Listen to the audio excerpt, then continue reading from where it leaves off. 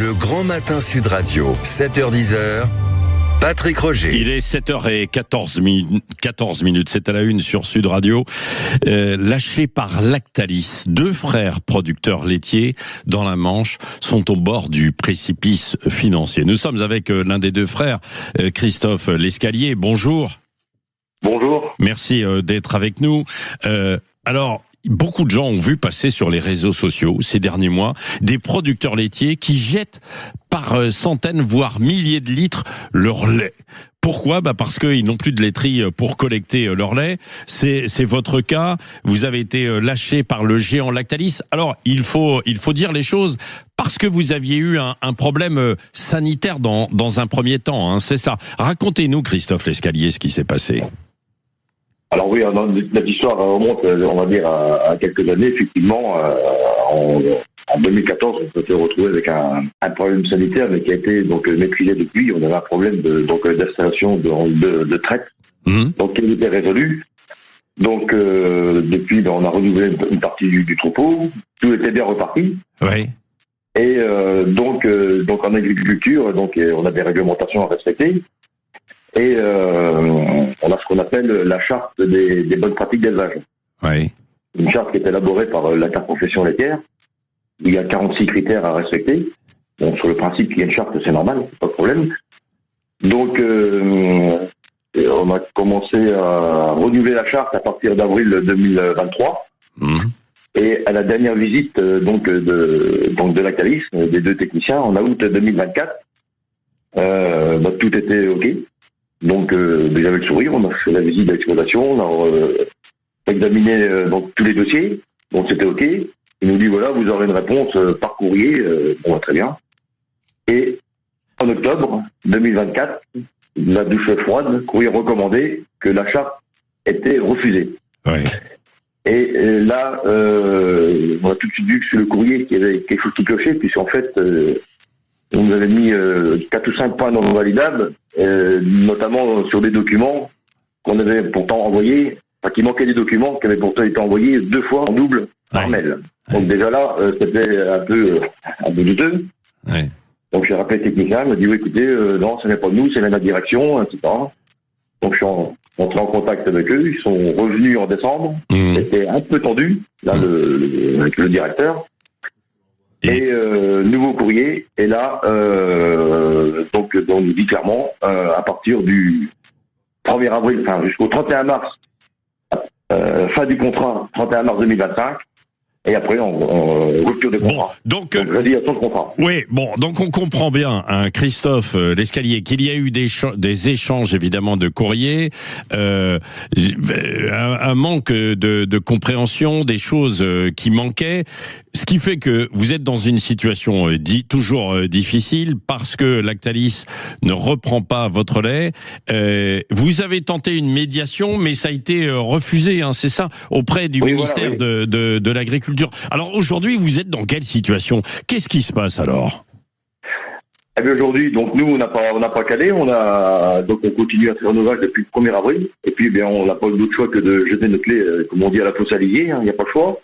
Vous jetez votre lait, vous ne pouvez pas trouver une autre coopérative, une autre laiterie qui viendrait récupérer votre lait ? Eh bien non, justement, pourtant dans la Manche, on est sur une zone où il y a beaucoup d'entreprises agroalimentaires.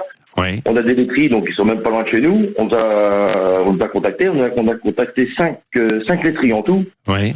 Et les 5 n'ont pas pris la peine de venir nous voir, quoi. Non, nous on prend pas de nouveaux producteurs. Mais on a l'impression que lorsqu'un producteur est lâché par une laiterie, par principe, les autres laiteries sont peut-être considérées comme un pied de nez vis-à-vis de leurs confrères, on va dire. Par principe, on voit bien que c'est trop gros, quoi. Mais alors, quand on est lâché par une laiterie, on se retrouve vraiment isolé, quoi. Bon, vous êtes dans une forme d'impasse, là, Christophe Lescalier. Qu'est-ce qui peut se passer ? Parce que je sais que financièrement, avec votre frère, c'est très très difficile, évidemment. On comprend. Vous avez emprunté de l'argent à votre père.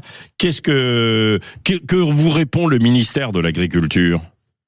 Alors là où ça devient intéressant, c'est que le ministère a pris, donc quand la médiation a été, Lactalis a carrément refusé la médiation. Ils se sont Et on a pu faire un deuxième recours.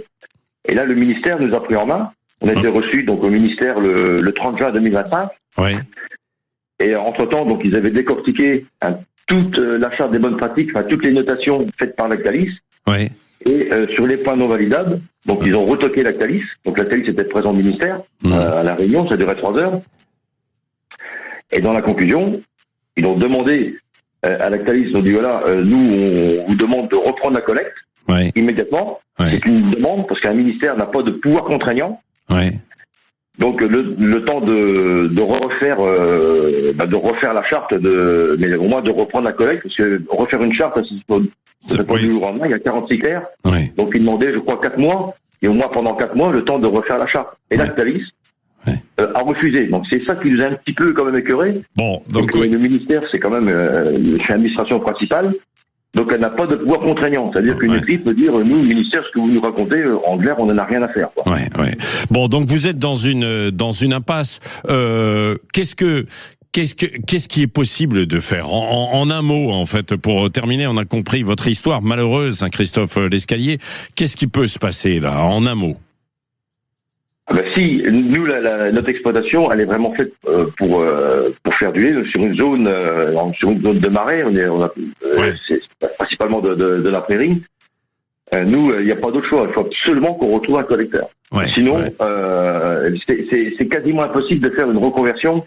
Pour reconvertir une exploitation en viande, en production de bœufs, à la louche, il faudrait 100 000 euros de trésorerie. Nous, on n'a pas, parce que c'est très long, il faut 3 ans pour faire un bœuf. Alors, on a une petite production de viande à côté, ça a permis de tenir le coup, donc on a décapitalisé.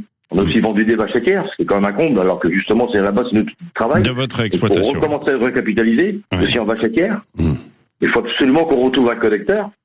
Là, on a des vaches qui vont revenir, on a une trentaine de vaches qui vont revenir à partir de fin juin, début juillet. Bon, d'accord, l'appel est lancé, hein, Christophe Lescalier, évidemment, même si la situation risque d'être difficile, parce que comme vous nous l'avez dit tout à l'heure, les autres coopératives ne voulaient pas forcément vous reprendre non plus. On suivra ça, hein. Merci d'avoir été avec nous du côté de 40 ans les Marais dans la Manche, Christophe Lescalier, une situation quand même assez incompréhensible.